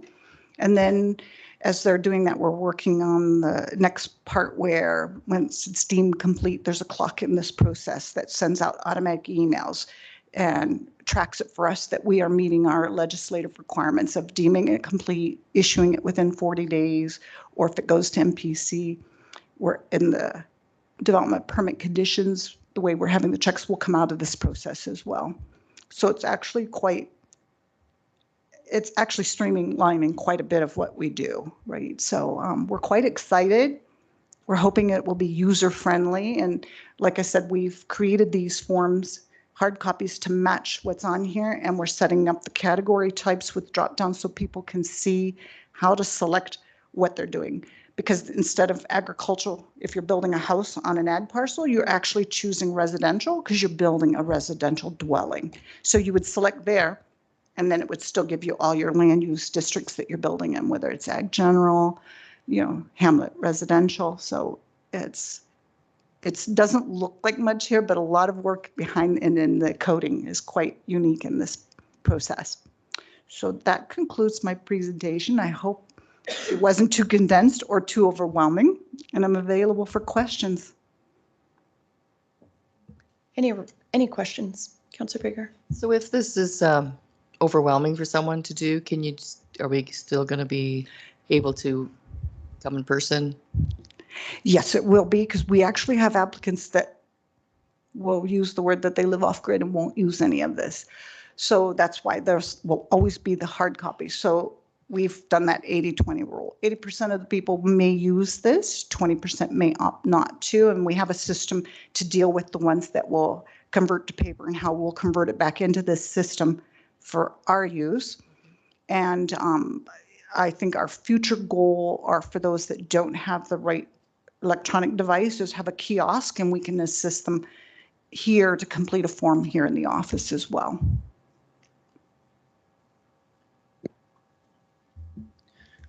You asked the question I was going to ask, but from initial looks, I mean, congratulations. You guys did a good job on this. It's good to see in-house. Way to go, team.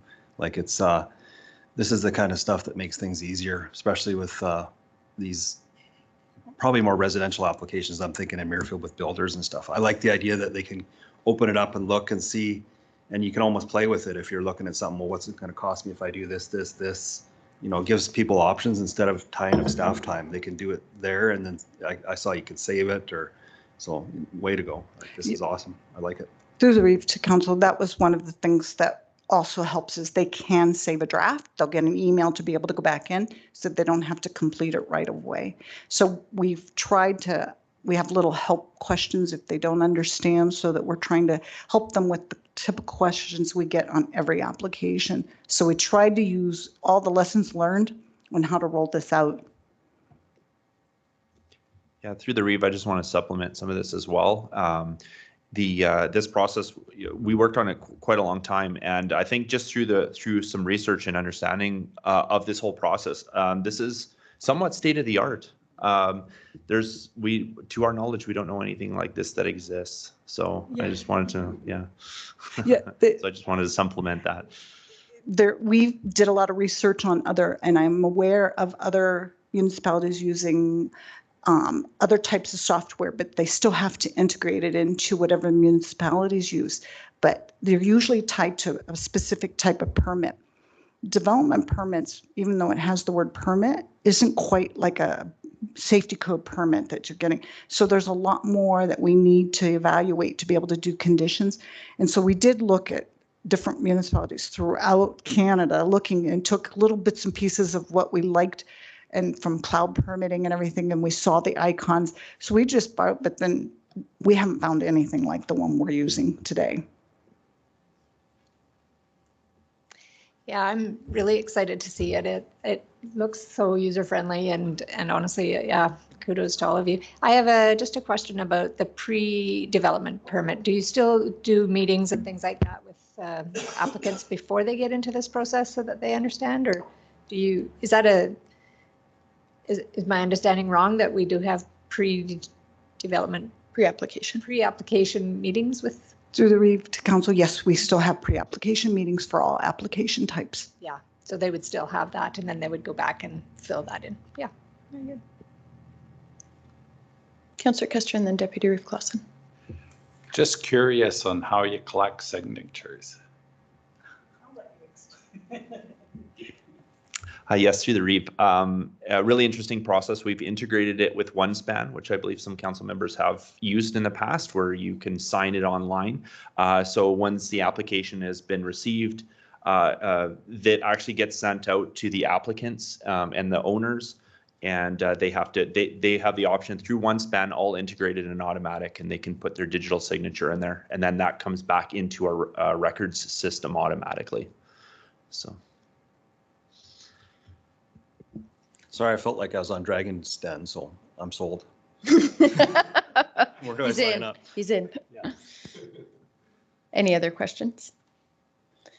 One more question with the integration of OneSpan, and forgive me for forgetting the options on that one. Can you type in a signature? Does it have to be, do you need a way to like physically? I wasn't involved in that, but I believe they have the option of both potentially. Okay, great. I just know for some people, like depending on what platform you're on, it can be more challenging if you don't have that option. So that's fantastic. Another question, and this is maybe down the road, I find the land use bylaw sometimes cumbersome to direct people to because we have the PDF numbering and the document numbering. So I always literally have to send 2 page numbers, like page 56 of the PDF, and it will say page 43 or whatever at the bottom. Are you looking at potentially like hyperlinking to the document sections? Yes, for currently, and this is something we did do with safety codes, because that one's, Corey will shoot me for saying this, but we rolled out testing and that's some of the lessons we learned, but we will go back to implement that. But this process for development permit and subdivisions will be similar. So the subdivision will get done like this as well. But as far as the land use bylaw, we would like it that you click, it takes you to the actual page. It's just that we have to save it in a different place because like you said, if we direct them to the website when it's where we found the pages are different, but the section, that's why we refer people, we're not giving a page number, we're telling them go to section such and such of this part of the land use bylaw, and they'll have to look. We were afraid if we started putting in page numbers, it's like you said, they ended up at the wrong place. So temporarily there, we will go to the section, but later we would like to hyperlink it to that it takes you to the actual page you need to be at. An HTML land use bylaw would be amazing. Even I think for us, just to be able to like click to like the definition section or, you know, ag general to the section. We're pretty good at like searching and finding and whatever, but I do find it at times cumbersome for people. I'll just say like, just come, we'll just sit down. I'll just like, especially if you're sending them to like, you need to read this definition and then you need to go to this section and then you need to look at these uses or that type of thing. And through council, through the Reach Council, one of the things besides just finding it, the way that we're cleaning up the development permit page with the forms, we're finding because it's at the bottom and you had to find them or it was on another page different. So when because we're introducing this exact icon across for the applicant with when they click on a box to show what the project proposal so they can understand they're picking the right categories. We're having it so and that when they click on agricultural on that page, it will open up that ag form for those that want to just do it manually as well, or if the person, we're having them go to the Laserfiche during the test environment to that section. But for people that still want to do a hard copy, we want to make it as easy that they're not reading as much, they're clicking like most users. You just click on a page to find what you need. Yeah, this is amazing. My last question, at times as councillors, we'll get a question about a specific application in the timeline and the timeliness of things. Does this timestamp like when an application is started and sort of the process of getting through and when the potential developer is submitting things and when staff are reviewing, like, is that all tracked internally within the software?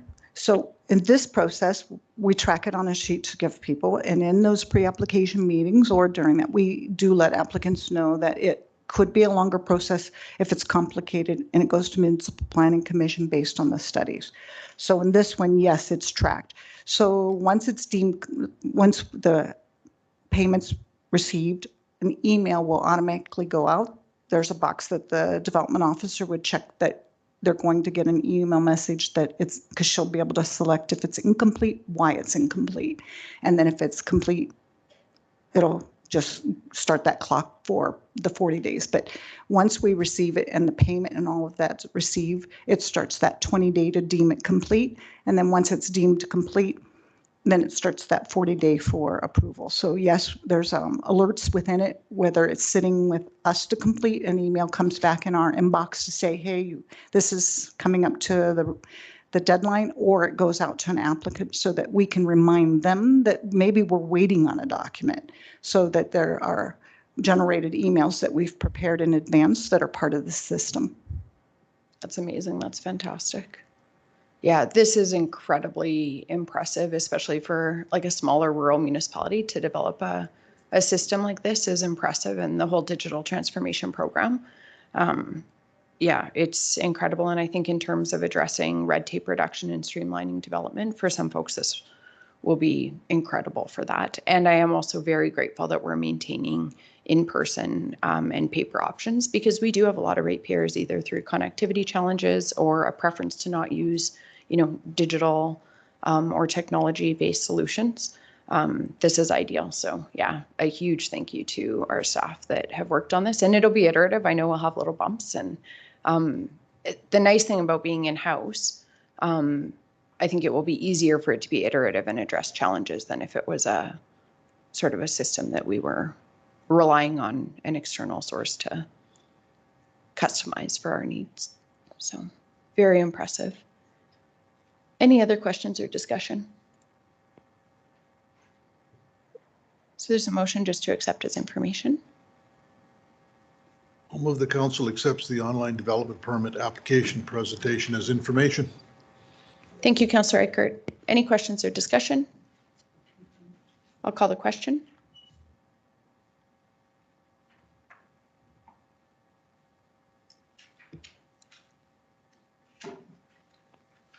Motion is carried. We'll move to agenda item 4.33, Safety Code Contract Services for 2024 to 27. Good morning, Council. Stefan Kuntz presenting on behalf of administration. This item is regarding the Safety Code Services contract. So the county relies on a third-party service provider for the provision of safety code contract services. This is for building, plumbing, gas, electrical, and private sewage permits. So the way this works, the county will receive the application, we retain 30% of the fee, and then 70% goes to the third-party provider who undertakes much of the services required pursuant to the Safety Codes Act. So this includes compliance, emergency assistance, investigation, enforcement, and appeal. So our current contract is similar to this one, but it expires at the end of 2023. So we released a request for a proposal over the fall and received 3 proposals in response. The one that administration has selected was from the inspections group. Their proposal conveyed an understanding of Alberta's safety code legislation, and they were rather specific to kind of how it would work in the county, and they reflected the county's goals and core values. Staff contacted references who've worked with them in the past and continue to work with them, and they had favorable feedback to provide. So we are happy to recommend that that contract, I guess it's worded that Council authorized the REEV and CAO to sign the contract with Inspections Group. And I would note, my math skills are a little lacking, but the recommendation says 3 years. This is actually 4 years here. So January 1st, 2024 to December 31st, 2027. And I believe that should be corrected in the motion that you get. But, okay. Other than that, we are happy to answer any questions. The contract's been provided under separate cover, obviously. But yeah, if you have any questions, happy to address those. Thank you. Thank you. Council's wishes.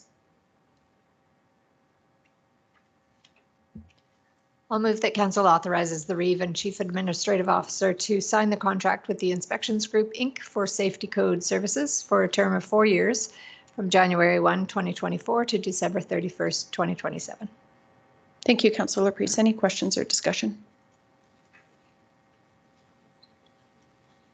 Just a quick question. It says they're out of Edmonton. Do they have offices local or are we? Yeah. Through the chair, yes, they have one in Lethbridge. Perfect, thanks. Any other questions or discussion? Just so the current company that we're using, what happens to the projects that are in flux right now? Like that'll be under their purview. They still opened it up, and then what's the? Yeah, so through the chair, we'll be meeting, now that this has been approved, we're meeting with the Inspections Group this week to kind of go over those things. What they're proposing is that Park would kind of retain what they're working on right now and then finish those up. So if that goes into the new year, they would just kind of hang on to their current ones that they're doing now, just so you don't get two different companies doing different ones. So that's what we're proposing. That's what we're going to put to Park, as long as they're satisfied with that, and I think they probably will be. Then that's likely what we would do. Yeah. And transition is outlined in the contract as well. That's right. Yeah. Any other questions or discussion?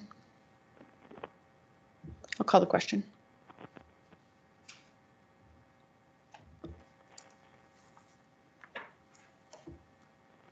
Motion is carried. We'll move to agenda item 4.41.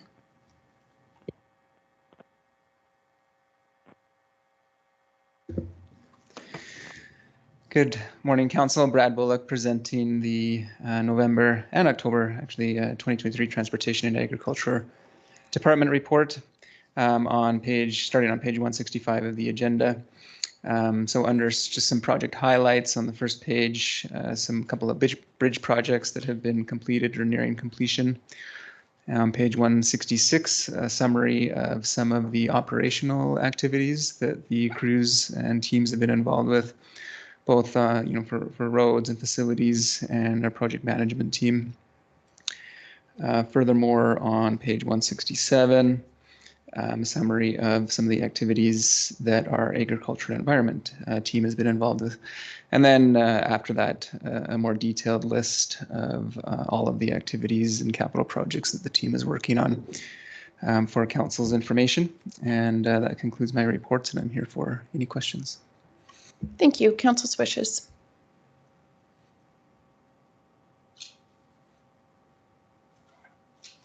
Councillor Larison. I'll move that council accepts the November 2023 Transportation and Agriculture Department report as information.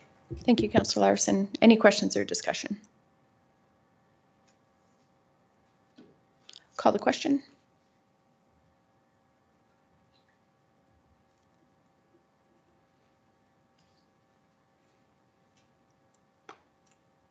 Motion is carried. We'll move to agenda item 4.42.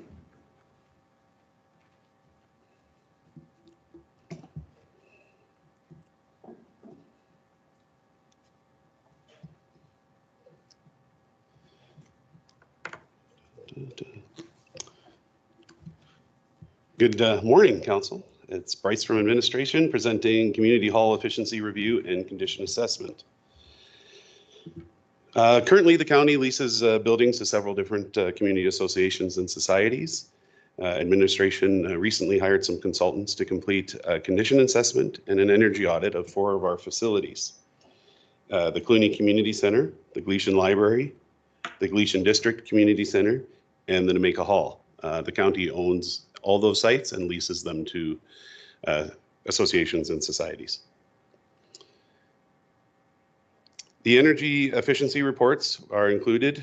Reports included a review of potential energy efficiencies and the estimated value of making improvements to each location. Also includes potential payback periods based on some of those improvements and a list of potential grants that could be applied for. The condition assessments identified areas of concern, but further investigations and analysis will be need to be completed to determine the extent of those issues, any required repairs, any associated costs with those repairs.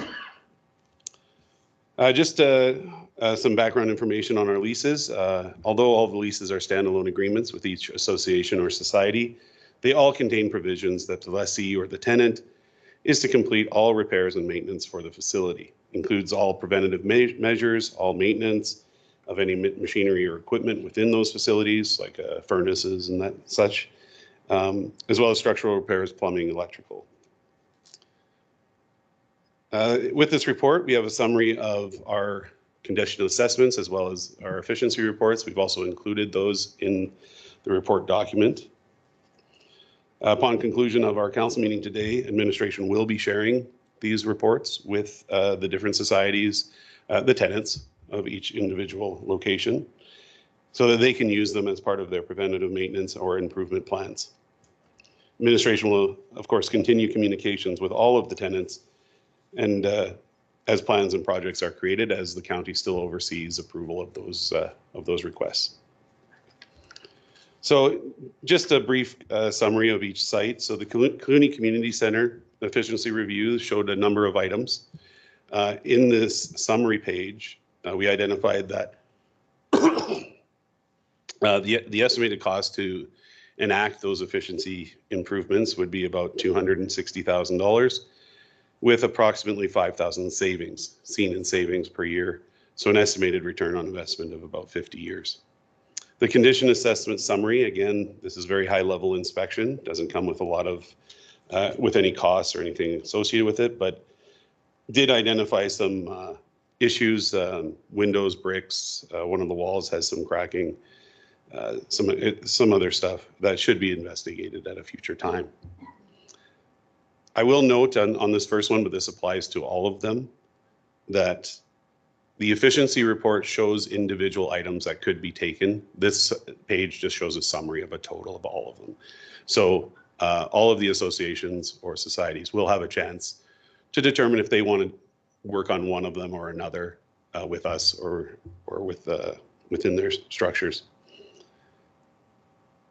That'll also be the same with the condition assessment as we give it to them. They'll get to decide if they want to do any further investigation or what they think could be done or can be done.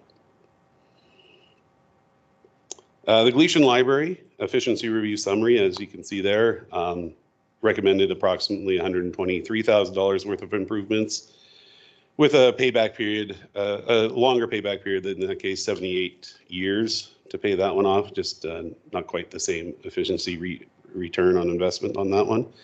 But in the condition assessment summary, some significant concerns in that building as well.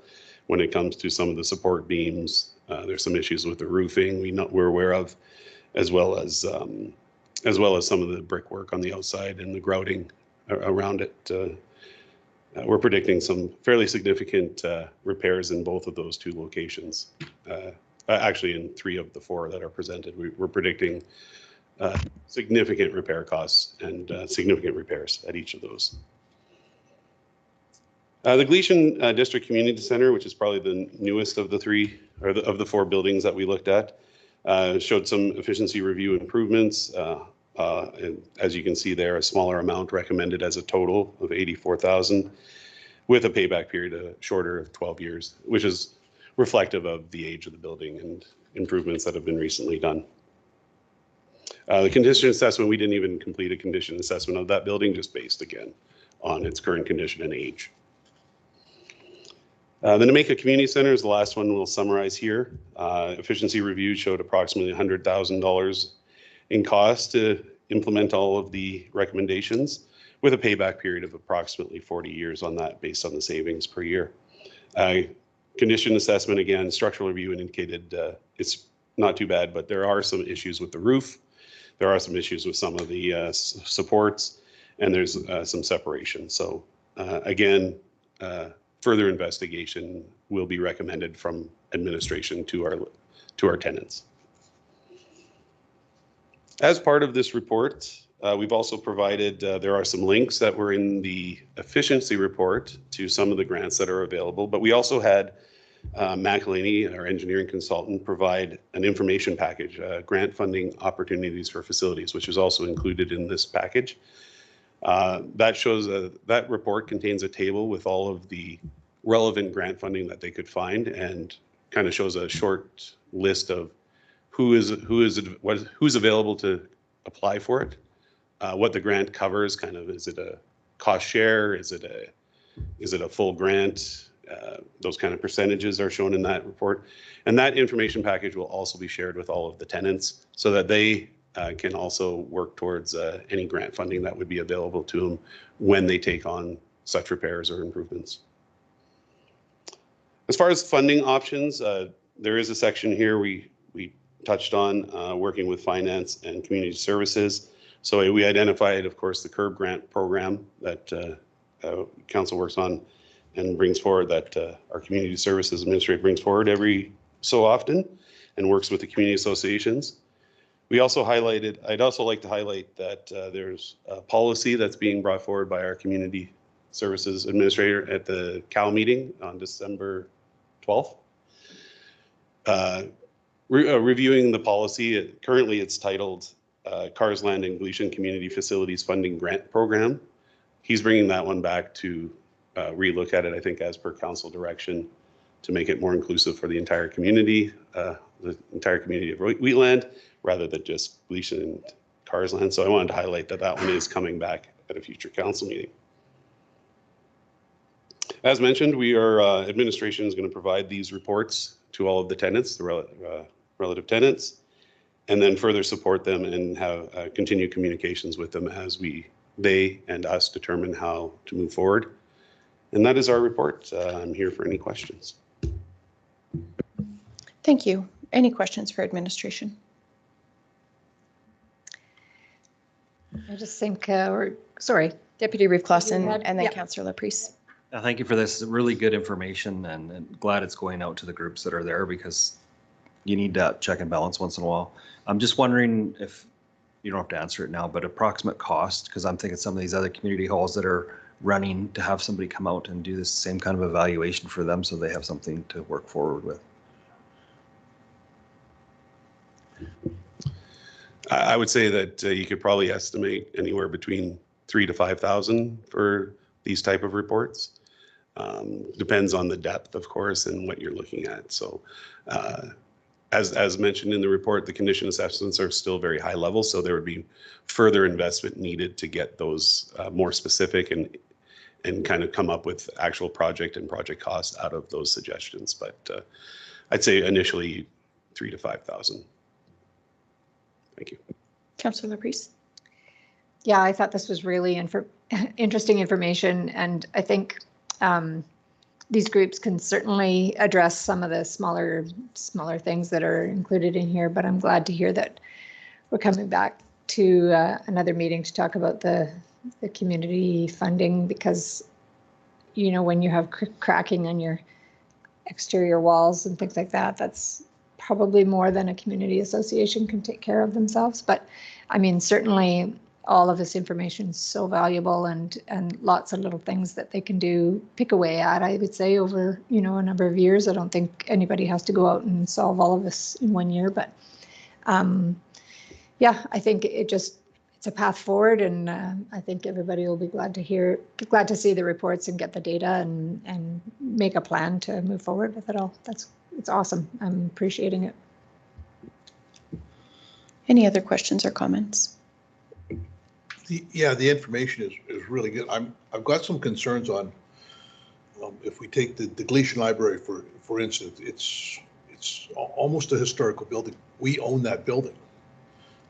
So to expect the leasee to, I think we have to, as council, sit down and figure out what we want to do with each one of these individual buildings, because I can see a point in time that it would make way more sense to to decide whether or not we're gonna quote, you know, if we're not gonna use those buildings anymore and supply another building, if that's the case. Clooney is a perfect example of it, being an old school.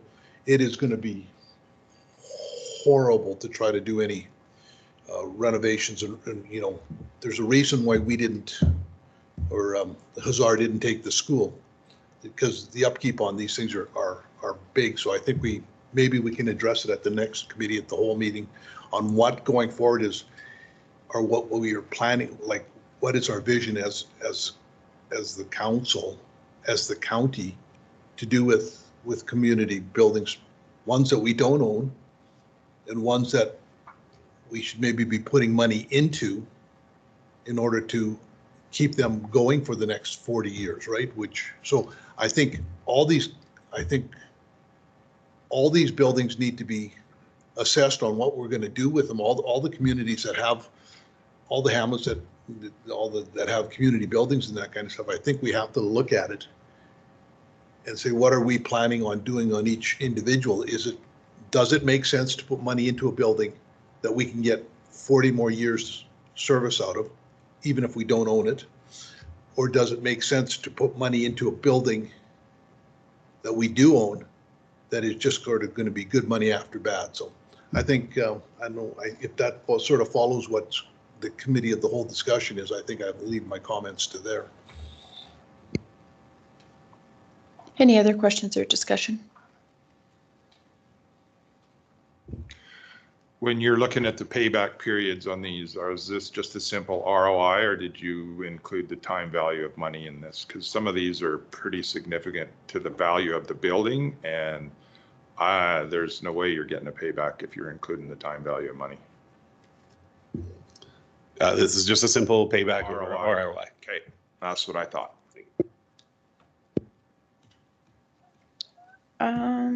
I think there were. Sorry, there's a lot of reports.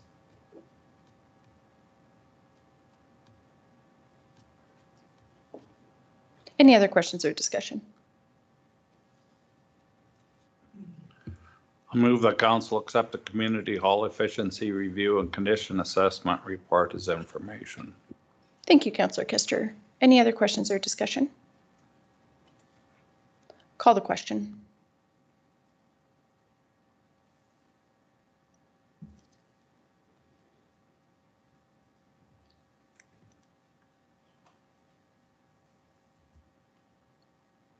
Motion is carried. We'll move to agenda item 5.1. We just had one piece of correspondence. It's on page 413, a letter from the Mayor of Rocky Ford regarding Wheatland County and Wheatland Regional Corporation service contract.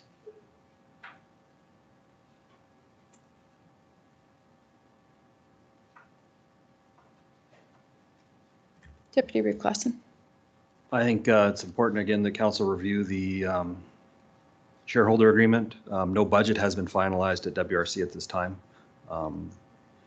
The implications of this have a monetary value that could be addressed if so chosen by the board. I think I'll leave it at that for now, and I'll put a motion on the floor to accept as information. Perfect. Any questions or discussion? Perhaps if the WRC board representatives could just bring back information as the budget is finalized and how this correspondence is addressed by the board. Absolutely. Thank you. I'll call the question.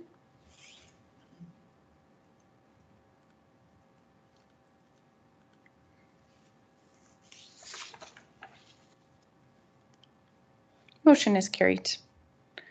Do we need a break before we move into closed session, or are you guys? Okay. Let's take 5. Yeah, the room's still. Yeah. Let's take 5 and then we'll reconvene. We'll actually reconvene back here just to move into closed session, and then we'll move to the other room. 11:17 we'll come back. Good morning. We'll call the meeting back to order, and we will move into closed session for 4 agenda items, and the FOIP sections are outlined on our agenda. I'll call the question.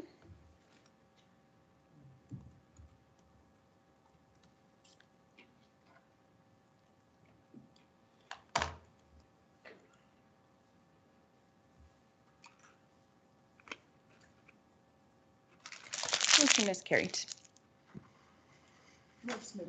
So council has moved out of closed session. We do have motions arising. We will start with the motion arising regarding Cara Seniors Community Servicing.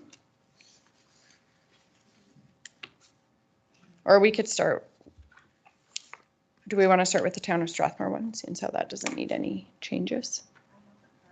Do you have the, okay, perfect, we can start there.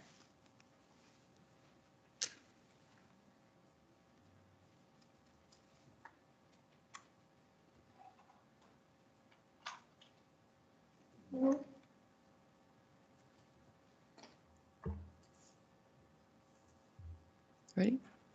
Yep. That council directs administration to continue discussions with JME Corporation on the costs of off-site municipal infrastructure for the Cara Seniors Development and bring a report back to council. Any questions regarding the motion? I'll call the question.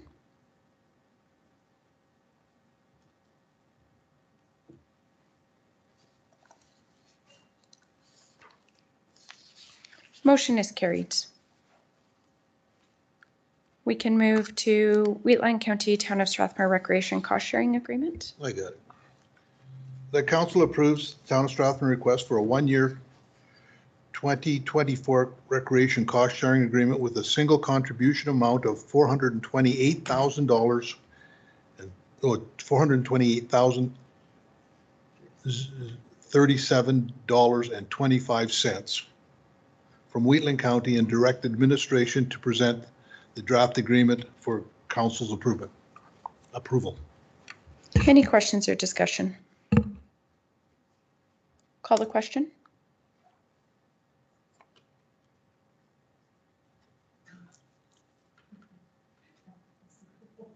Motion is carried.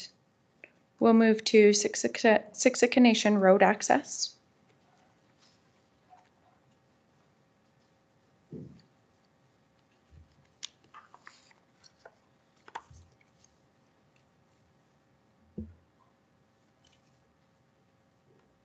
I'll move that council directs administration to seek an injunction to maintain existing road access and to further explore other long-term solutions and present those solutions to council at a future council meeting. Any questions or discussion? Call the question.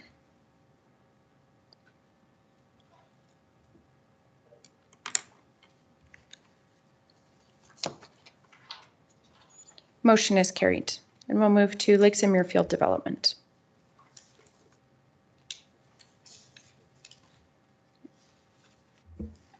I'll move that council directs administration to redesignate lot 223 located in phase 2C of Lakes and Muirfield development to accommodate playground minor uses. Any questions or discussion? I'll call the question.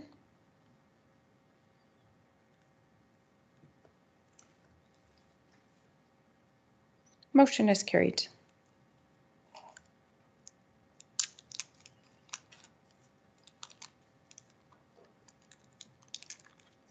Is it the same wording here? I think that's what we were going to do. I think it's just the third one that there was. I'll move that council directs administration to inform the Muirfield Homeowners Association that the county will not currently commit to accommodating community recreation facilities within Cell 7.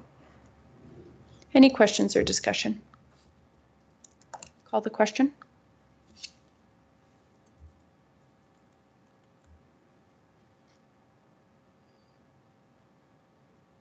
Motion is carried.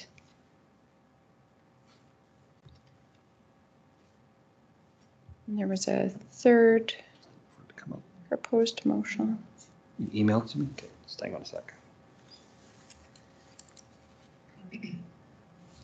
I'll move that council directs administration to bring back a report to council with recommendations for selling the remaining county-owned lands within the Lakes of Muirfield development. Any questions or discussion?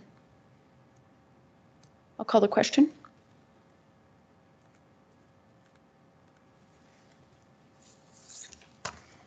Motion is carried.